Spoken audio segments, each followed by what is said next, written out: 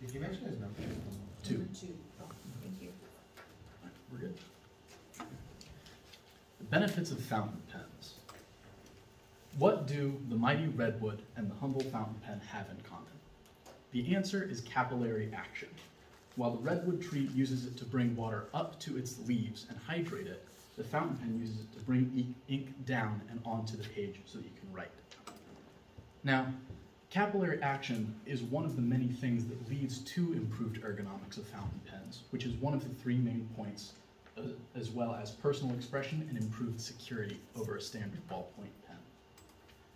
So first you need to understand the anatomy of a fountain pen to see why that capillary action allows it to function as it does. You have your 3 main components, which are the metal nib, which is what creates friction and generates an electric current, which draws the ink down through molecular attraction. Then you have the feed, which brings the ink down from the cartridge, which holds the ink. All of this put together allows you to write with much less pressure when compared to standard writing instruments currently, which in the long term can improve your wrist health if you're writing a lot. For example, with us taking notes, it will allow you to write longer with a lot less strain and reduce the amount of repetitive stress injuries on yourself. Now this, as I said, leads to reduced strain and increased comfort.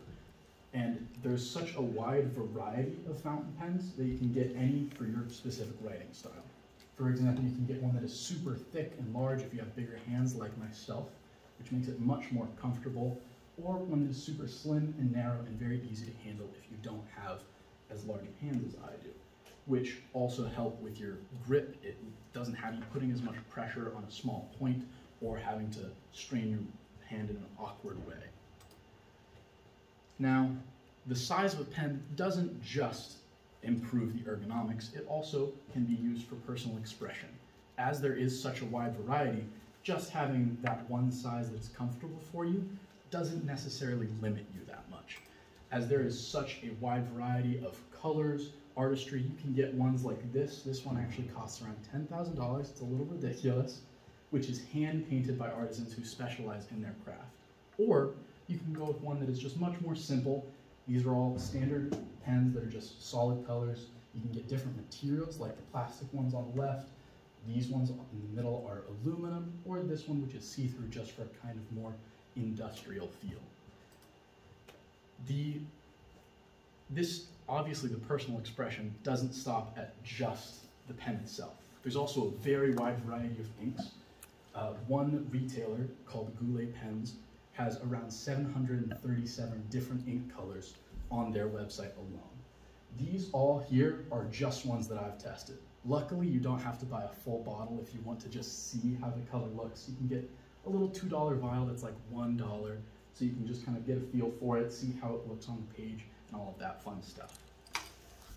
And there are 3 different main types of inks. You have shading, which, as you can see on the bottom black over there, has a little color variety within its range, whereas the top one is a much more standard, unified color throughout.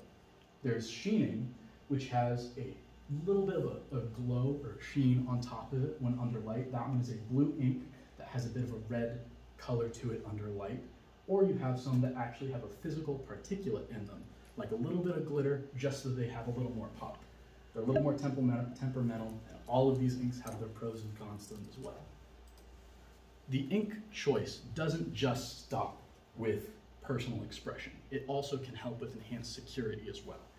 And this is shown specifically with you if you want an ink that is more washable and will kind of wash out of anything, like if you spill it on like your clothes or anything like that, it'll come out real easy. Or if you want something that isn't permanent, it'll come out really easy for you. However, if you want something that will last forever, you can get some that are rated for, they're called archival quality inks, which will allow you to write on basically any paper, and that will stand the test of time for almost forever. For example, these 2 inks here are the 2 different sides of that. The one on the left is a much more washable ink. You can see they were done the same test. You put a little drop of water on there, and try and wipe it off, and you can see the one on the left really washed away just easy, whereas the one on the right, there's practically no change at all.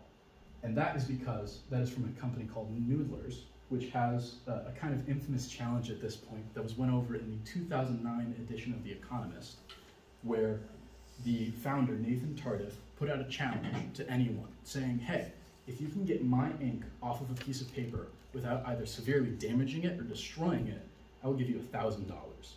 And he put that out, and for 6 years, he added an additional $1,000 to the pot for that. And it took until 2009 from him additionally issuing that for it to be broken.